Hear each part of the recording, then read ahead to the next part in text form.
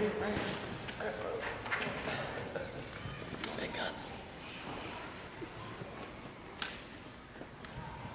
Test, test.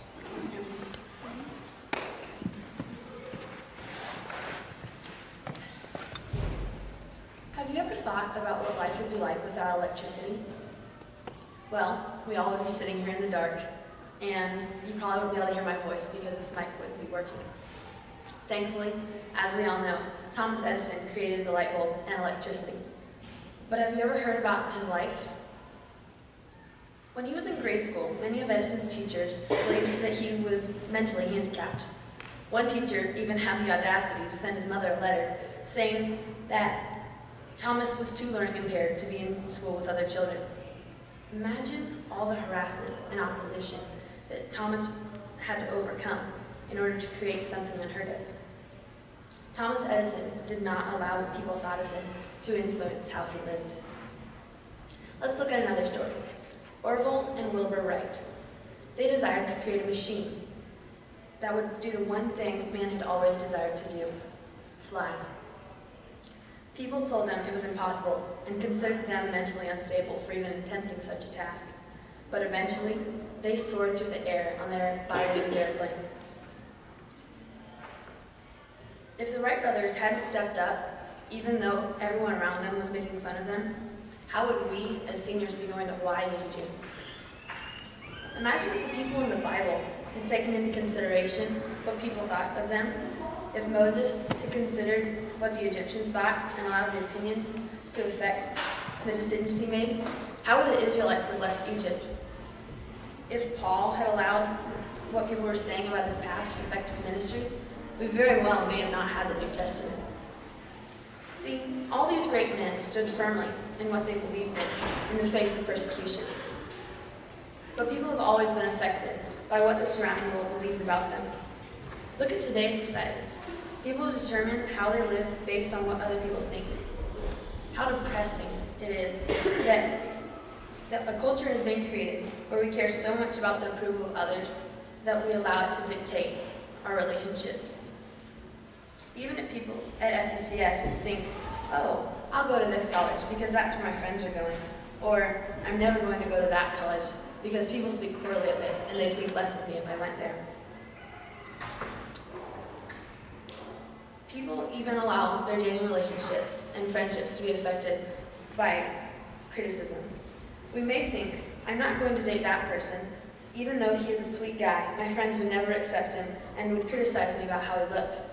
Or, that girl's great, but my friends would never let me hear the ends of it about how she dresses, so I'm not going to date her.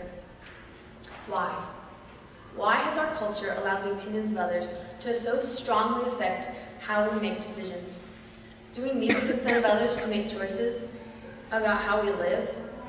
When we fall victim to this criticism, we fall victim to something called peer pressure. Now, peer pressure has been defined as the social pressure by members of one's peer group to take certain action, adopt certain values, or otherwise conform in order to be accepted. Peer pressure is prevalent at SECS. I've walked around corners on campus to find kids crying because they've been bullied, or because, or because they just want to be accepted. Now, I'm not just talking about junior hires, though. I've felt it, just wanting to be included. But why do I care about being approved by others? See, God has instilled in me and in you the desire for approval. God created this so we might find our ultimate satisfaction in Him, but because of sin, we spend our lives searching to fill that void. One of the ways I do this is by serving man, rather than God. In Galatians 1:10, Paul says, "For I am now seeking the approval of man, or of God, or am I trying to please man? For if I were still trying to please man, I would not be a servant of Christ." At the point of our redemption, God has called us to put off this care about trying to be a man-pleaser, because God has called believers to be solely God-pleasers. Standing up and being strong in the face of criticism is critical to a Christian life, and part of what God has called us to.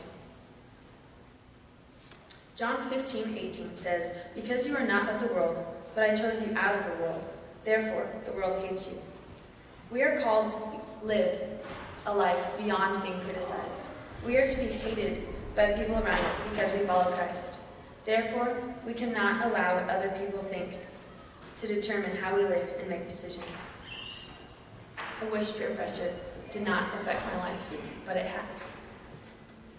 I've allowed people in my life, especially those in my school, to influence how I live. In the past, I've allowed people to cheat off my assignments just in the hopes that they would accept me. This has failed miserably. But the biggest decision I've made as a result of peer pressure came in my 8th grade. I'd watched the girls in my grade in the previous volleyball season and seen them grow together as friends, and I wanted that. When I reached my 8th grade, I was so frustrated by the gossip and lack of close relationships that I quit soccer. Now, many of you know me. I love that sport. I live it, I breathe it. Soccer is my life. I was willing to put down 8 years of hard work just to be accepted. I thought, if I just played a sport with those girls, they had to include me. Well, God has a funny sense of humor, and He taught me a lot that year, because I did not get placed on the team with my classmates.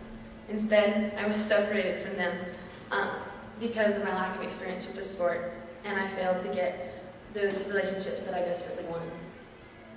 I have learned since then, though, that acceptance among my peers may seem critical for my heart, but it doesn't matter. In the grand scheme of things, on Judgment Day, I won't be held accountable for the choices others have made. I am only responsible for my own actions. The things I have done to fulfill my desire to be accepted have no eternal value. So I stand before you today, someone that realizes that peer pressure is an issue in their life. I realize in the past I have allowed it to dictate my thoughts and actions for days on end, and I refuse to let this happen any longer. Now, I'm not saying that I have all the answers, because while I overcame my struggles with peer pressure in junior high, 2 of my high school years have been dedicated to the pursuit of trying to make people like me, and it's all been in vain. My sophomore and my junior year, I struggled with other things and did not recognize that my pursuit of people's approval had crept back into my life. Last summer, I realized, hopefully once and for all, that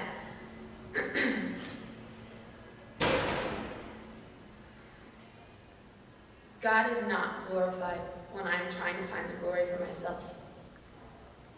Over 2 entire years of my life have been wasted. If the Lord allows me to live till I'm 80, that's 1/40 of my life. What a waste. Now, you may be thinking, how does this affect you? Well, I challenge you to stop caring. I know that in some senses we cannot altogether stop thinking about and realizing that people will criticize and think poorly of us, but stop allowing it, like me, to dictate your life. Before I end, I would like to share with you some profound words from the legendary coach, John Wooden. Be more concerned with your character than your reputation, because your character is what you really are, and while your reputation is merely what people think of you. Now, I believe peer pressure riddles American high schools, but ours can be different. Let us not allow what people think of us and how they treat us to affect how we live. Instead, let us strive towards what we have been called to in Philippians 3:14. I press on toward the goal for the prize of the upward call of God in Christ Jesus.